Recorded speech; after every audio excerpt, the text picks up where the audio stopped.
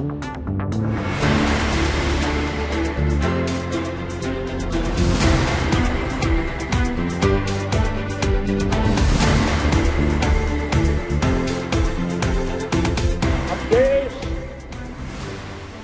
बड़े संकल्प लेकर के ही चलेगा।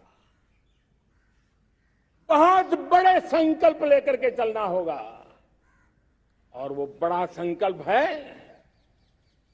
विकसित भारत। अब उससे कुछ कम नहीं होना चाहिए। बड़ा संकल्प। अगले 25 वर्षों में यानी जब आजाद भारत 100 साल का हो जाएगा तो इसको विकसित बनाने का लक्ष्य पीएम मोदी ने लाल किले से दिए अपने भाषण में तय किया है। लेकिन ये टारगेट हासिल करना आसान नहीं है। इसकी बड़ी वजह है कि भारत ने मेक इन इंडिया जैसे कामयाब स्कीम को समझने और लॉन्च करने में काफी देरी की है। आत्मनिर्भर बनने की दिशा में चीन ने भारत से काफी पहले कदम उठा लिया था। इसका नतीजा हुआ कि वैश्विक आबादी में करीब 19% हिस्सेदारी रखने वाला चीन ग्लोबल प्रोडक्शन में 28.4% योगदान करता है। वहीं भारत का दुनिया की आबादी में करीब 17.5% हिस्सा है, जबकि वैश्विक उत्पादन में भारत का योगदान महज 3% है।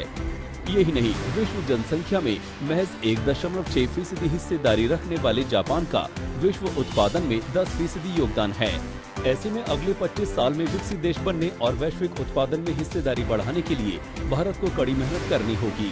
इसके लिए पीएम ने भी आत्मनिर्भर भारत पर फोकस करने के लिए कहा है। आज देखिए, पीएलआई स्कीम 1 लाख करोड़ रुपया दुनिया के लोग हिंदुस्तान में अपना नसीब आजमाने आ रहे हैं, टेक्नोलॉजी लेकर के आ रहे हैं, रोजगार के नए अवसर बना रहे हैं।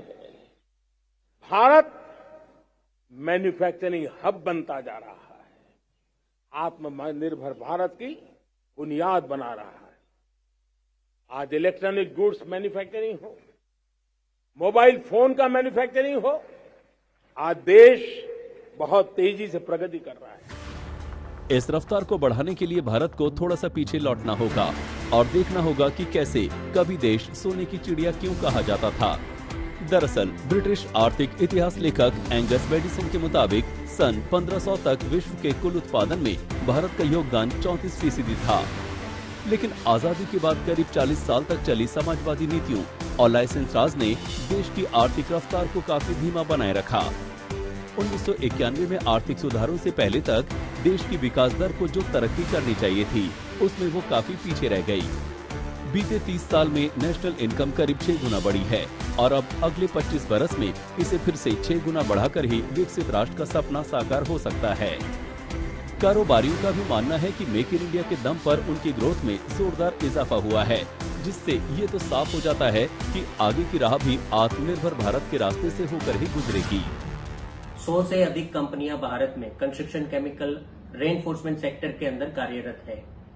मैं देख रहा हूं कि नजदीकी भविष्य के अंदर भारतीय कंपनियों के लिए स्वर्ण समय आ रहा है। कोविड के बाद जो सप्लाई चेन डिस्टर्ब हुई है, जो रिलोकेशंस हो रहे हैं, उसमें हम भारतीयों के लिए बहुत ही सुंदर अवसर मुझे दिखाई दे रहा है। हौसला बढ़ाने की बात यह है कि बीते 8 बरस में भारतीय अर्थव्यवस्था रूस, ब्राजील, इटली और फ्रांस को पीछे छोड़कर दुनिया की 10वीं सबसे बड़ी इकोनॉमी से छलांग लगाकर 6ठे स्थान पर आ गई है। साथ ही भारत की विकास दर भी दुनिया में सबसे तेज है। ऐसे में उम्मीद है कि 2047 तक भारत विकसित देश बनने का ख्वाब पूरा कर सकता है।